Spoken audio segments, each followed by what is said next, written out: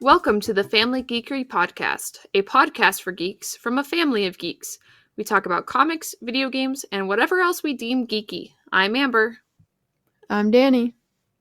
And I'm Chris. And this week we're talking about X-Men 97 Volume 1.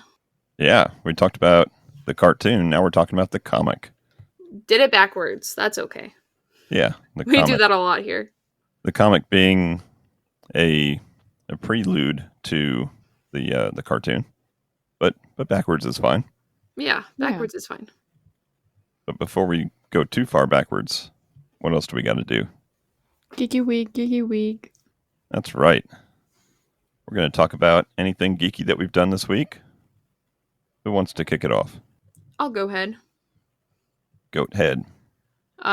So I finally finished, I guess, my first playthrough of Fire Emblem Three Houses. It was cool. It was cool to play as one of the three houses, and then you can, like, I guess, kind of prestige, where you start over with, like, the story again, but you keep some of the stuff that you've unlocked in your original playthrough. So it's roguelike-ish? If the roguelike takes just 80 hours to play. Okay.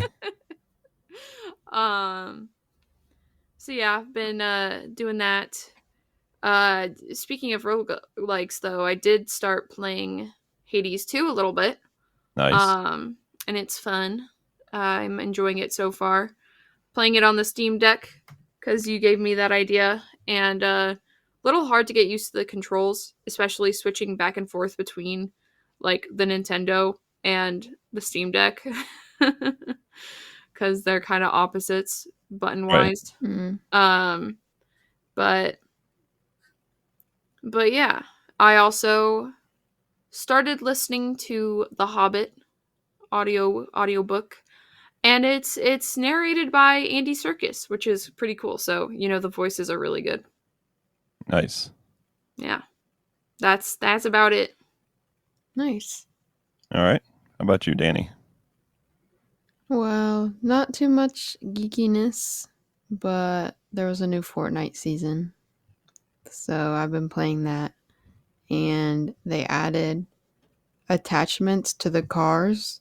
So now everyone's just riding around cars and trying to run people over. I personally like it. Like snowplows and stuff? Yeah, like snowplow, or they call it like cattle herding or something. And then yeah, there's like bulletproof tires and grenade launchers.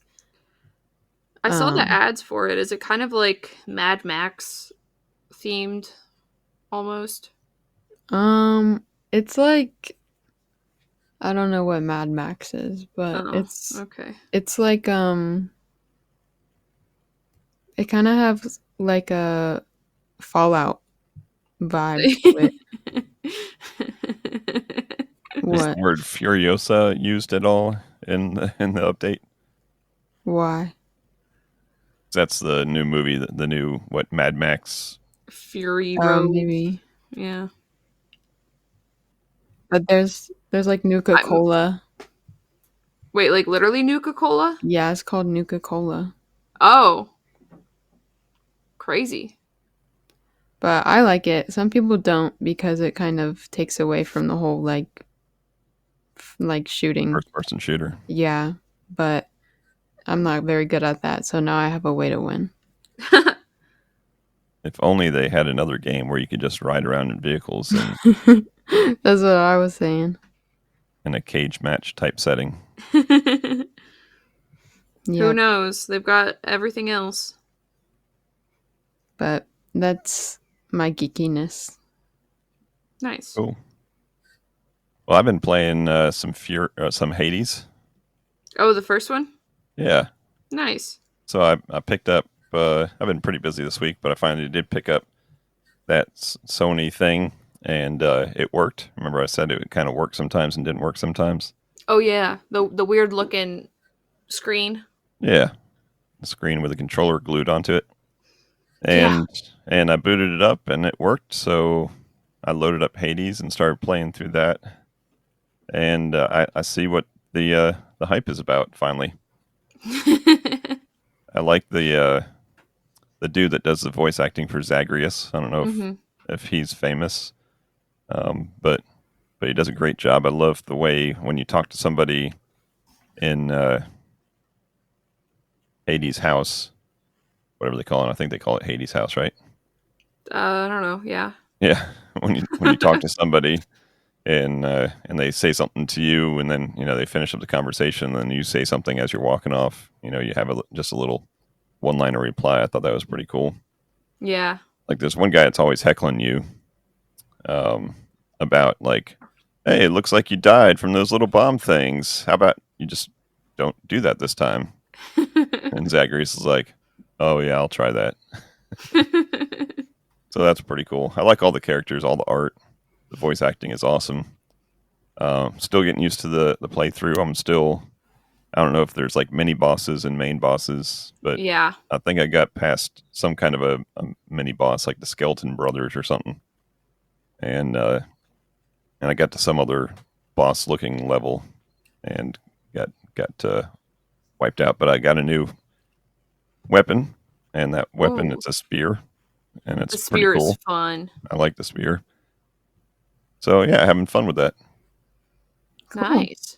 You just had to wait for like a sequel to come out to know That's that what I it's a do. good enough game That's to right. go play it.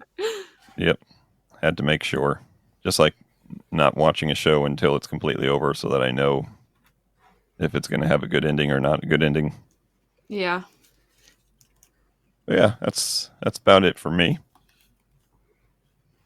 So let's get into the main topic, which is X-Men 97, the comic from Marvel Animation. Did you notice this was a Marvel Animation comic, not just a Marvel comic? Oh, I Mhm. didn't. Did you notice that the art style is pretty different from your average comic book? Well, it's pretty similar to the show. That's what Yeah, I thought. it looks very digital. Yeah. Mhm.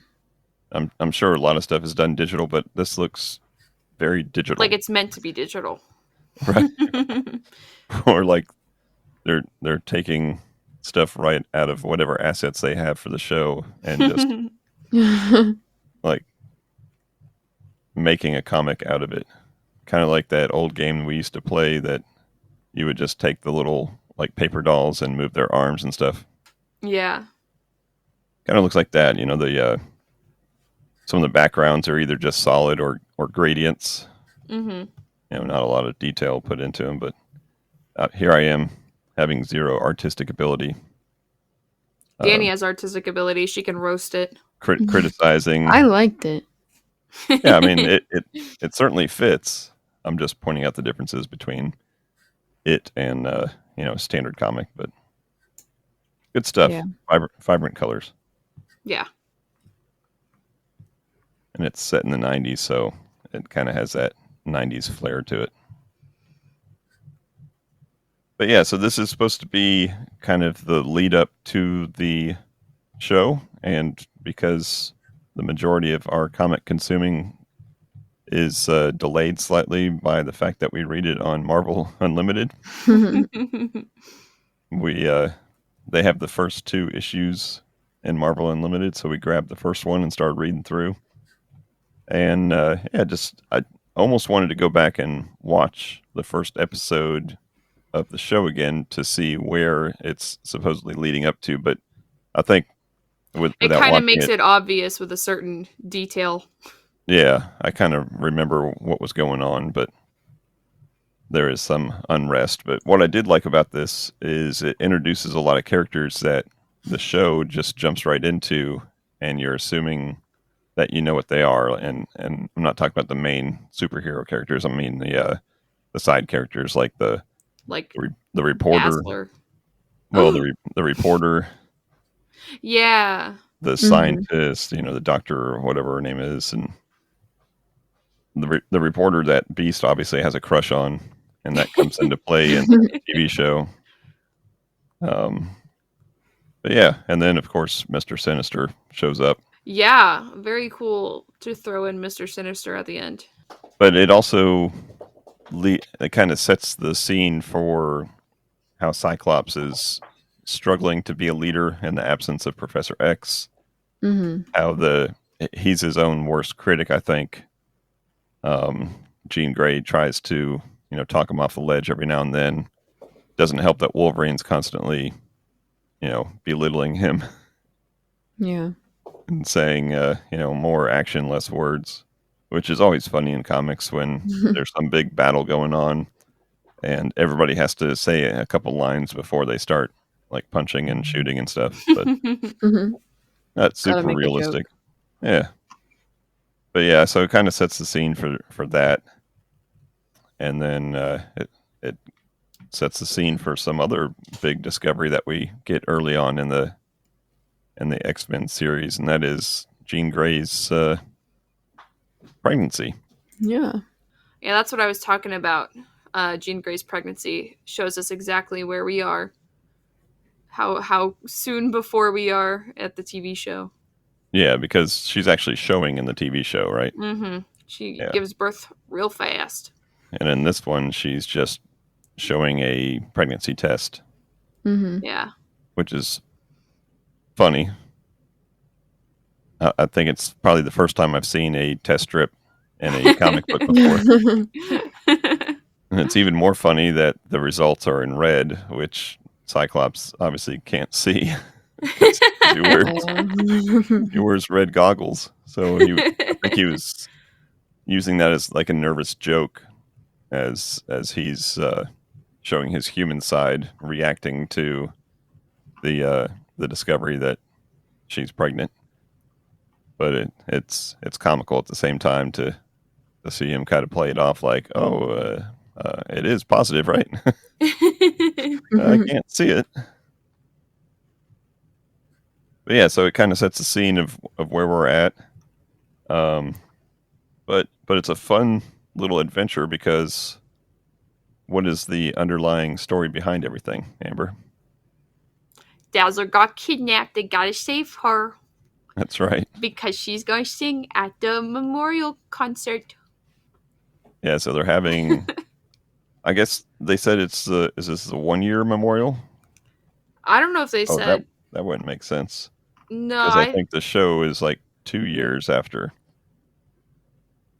I and don't know she if they can't be said. They pregnant just for a said it's a year. memorial. Okay, just a Yeah. memorial concert for Professor X, headlined by Dazzler, 90s Dazzler with her short haircut, Mm-hmm.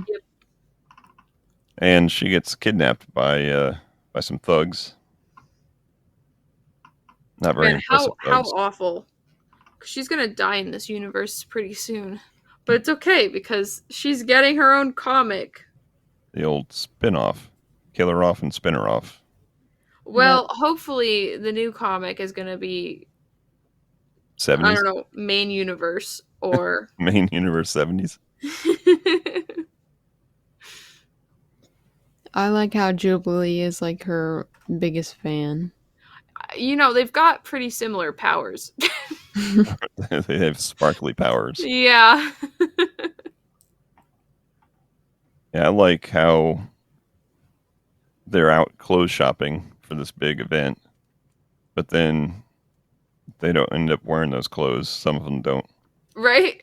And Jubilee is the biggest fan, and she ends up just dressing like Wearing her little Jubilee. outfit, yeah. She apparently never changes out of that.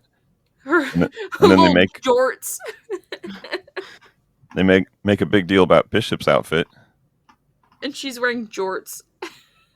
but nobody else changes. I mean, even Rogue, who's out shopping for a new outfit, just ends up wearing her costume or her Right? outfit with a jacket Her over it. X-Men. Yeah. Same thing with Remy. He just got his trench coat on. So the only person that dresses up is Bishop. He puts on a nice long sleeve collared shirt because he's not allowed to carry a machine gun into a concert apparently. I mean, I guess pre 9/11 they still had the security going on. Can't bring guns into concerts. Yeah, probably not a good idea, but you can have mutant powers, no Mutants, problem. yeah. Yeah. That's sounding pretty anti-mutant of you. Times are changing. Mutants are becoming more accepted. Mutants together strong. Or is that apes? Apes. That's apes. I like how we get to see some Jean Grey and Storm friendship bonding, I guess, because we don't get that in the show because Storm just like runs off and Jean Grey is not actually Jean Grey. Well, they do use the term sisters in this Yeah. comic, and then they use that again in the cartoon when she runs off. You know, she talks about her sister. Mm-hmm. So that's Cutesy. cutesy. Parallel. I think the best art frame in the whole thing is the the picture of Wolverine overhearing the pregnancy announcement. Oh yeah, that's so funny. I don't really get it. He looks like a wet cat Well, he's walking off in listening. shame. He's listening to Jean Grey say that she's pregnant, and he's sad about it because that means that Jean Grey's really got to choose Scott and not him. Love triangle stuff. I like how they reference like Scott being in the bar with Dazzler, and she's like, "Oh, you missed out. You could have been with me before I was big," and then he comes home. He's like, I swear, if it's about Dazzler, I swear nothing happened. nothing's happening. That was from that first X-Men comic that we read, though. Was that from Yeah, the first appearance of Dazzler? Yeah. They flirted or something. Everybody flirted back in those comics. There was a lot of male chauvinistic dialogue in those years. And now Scott Summers in the 90s has to pay for it. But yeah, just a fun little story. They have obviously no problems with the thugs that kidnap Dazzler or attempt to kidnap her. But then as they're licking their wounds, their boss, I guess Mr. Sinister, is already saying, you guys are losers. I've got some better people. And they kind of foreshadow to some of the enemies that are going to be later on in this particular series, Sabretooth being the most prevalent, probably. Yeah. Who are the other ones? I didn't recognize a lot of them. I mean, I've seen them before, but I don't think they were ever big names or anything. Is the one on the bottom right, is that Bastion? The guy from the show? With the long hair? The long gray hair, long white hair? No. In the bottom Oh, right in the picture. third screen. Yeah. Oh, it could be. Because that would be a good way to set up the TV show. Because I'd like to know how the heck he turned all those humans into Sentinels. Yeah. I'd like some explanation of that. One of them looks like a Dazzler wannabe. That's what I thought. Or Jubilee wannabe. It looked like Speedball. I don't know if you guys know Speedball, but a female version, and with confetti coming out of her arms instead of balls. What? Speedball was a character back in the 90s that he could like emit balls out of him. That's strange. Like bouncy balls. Literally? Yeah. That was his power? Sure. It's kind of useless. Bouncy balls. He can play with dogs really well. You think a ball coming at you at like 100 miles per hour would hurt more than some fireworks? I don't know. Kinetic energy. He'd be good at That's what it was all about. At batting practice. He could be the machine. Yeah. Yeah. That's what he does on his side gig when he's not fighting crime. That's funny. Yeah, what'd you guys think about this comic? Well, I immediately knew that you chose this one for us when they mentioned Dazzler on like the second page. Right.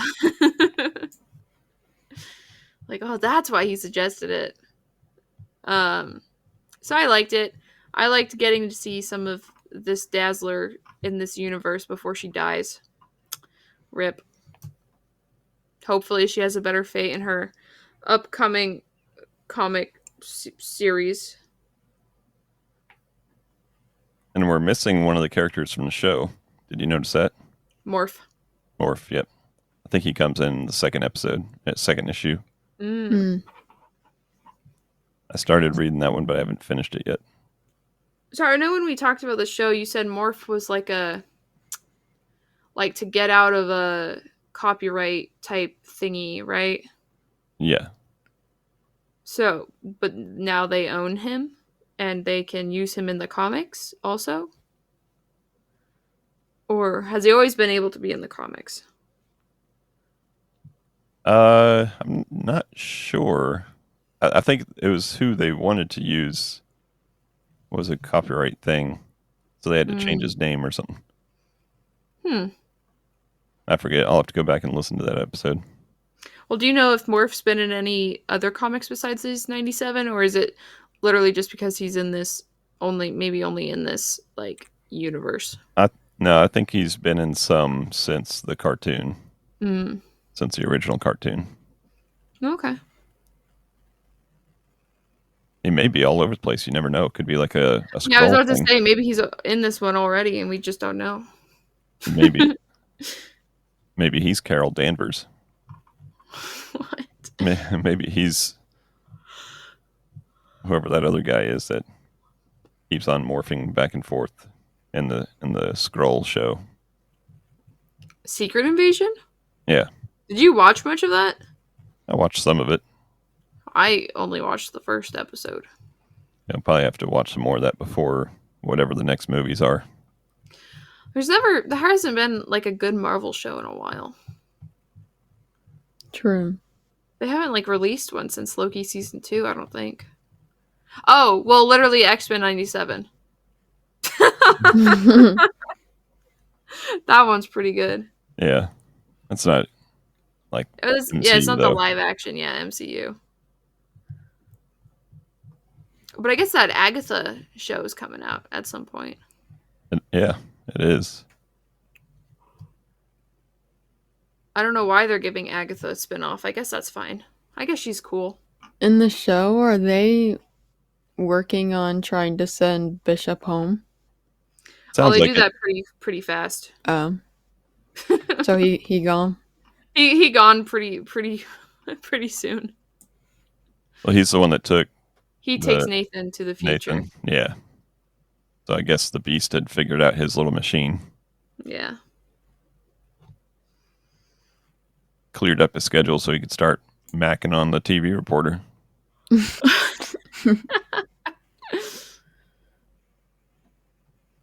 I like the dialogue. Whoever's writing his dialogue, you can like hear the Beast's voice in that, the way that he talks, so proper and educated such. Mhm. Yeah.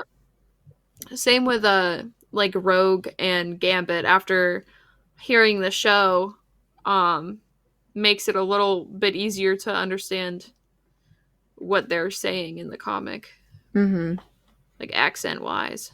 Well, Gambit's just hitting on every chick in front of his girlfriend, or his No, he's not. would-be girlfriend. Yeah, he was hitting on the Dazzler. Oh, he was? Yeah. When? When? Oh, was that in the second issue? Uh-oh. Spoiler. Dazzler in the second issue? Well, maybe not hitting on her, but he was saying that she was hot. Oh. Right in front of... Monami. Dazzler's gonna home wreck all the relationships. Yeah, for real. She's like talking to Cyclops. Like, she's a real looker. And then Rogue says, Remy. Yeah, I don't know if that was issue 1 or issue 2. Huh. Yeah, fun little read. Short little read. Yeah. I don't know yet. I guess I can research it, but I don't know yet how many issues there are. It's still going, I think. It could be. I wonder if it caught up. Let's remember we said the Number scene 1 came out in March. where Magneto is doing a job on Wolverine. That was found in one of the comics also. I'm not sure if that's part of the ongoing series, but I'd like to at least read enough of these to get caught up to where the show begins. Just before I go, and remember I said I wanted to watch the whole show over again as a binge. Yeah. Maybe I'll try to read all these comics first and then do that, so maybe it'll make more sense, because there's a lot going on in that show. I did your research for you. Okay. So, if I'm understanding correctly, there are going to be 4 issues in total, and the 4th one comes out in June. Okay. Yeah. That sounds about the right pace to get things to where they need to be for the show. Yeah, because the third strange one, that they didn't do that before the show, though. Yeah, it is. But the 3rd issue says, find out in the penultimate installment. So the 4th one will come out soon. Because they usually do, for most of the MCU movies, they do a preview comic. It's usually just a one-shot to kind of set the scene for the movie. So I figured they would have done the same thing for this, but maybe since they're using the same artists and they're just too busy to do both. Who knows?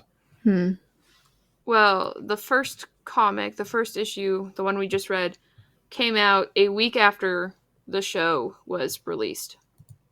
That's just lazy. Yeah. Darn producers. The show launched on March 20th, and this came out on March 27th. This Marvel company just doesn't know what they're doing. Like, I can see it making sense if, they released all 8 episodes of the show on one day, and then they're doing the comic, prequel or whatever. But having both of them be like on a weekly basis and then a monthly basis is a little strange, in my opinion. There must be some reason behind that we just don't know. Yeah. A reason besides laziness and poor business decisions. Other scheduling, I guess. Yeah. Cool. I think that's going to wrap it up for this episode. Any final thoughts on this issue? No. No. Cool. Short and sweet. That's how we like it. Short and sweet. Well, that's going to wrap it up. We certainly appreciate you listening. Be sure to go check out our socials, see what's going on there. Check out the YouTube channel. See what we're messing up there. And stay tuned next Tuesday for another installment. Maybe we should do a prequel of our own episodes that happen after our own episodes. I'm lost. Yeah, we could do a preview and a review at the same time. Stay tuned next week when we talk about X-Men 97, issue 0. Whoa. We'll go backwards. But thank you as always for listening. And until next time, peace out and geek out. Thank you for listening to the Family Geekery Podcast. For more information, visit www.familygeekery.com. Don't forget to subscribe at your favorite podcast provider. And until next time, peace out and geek out.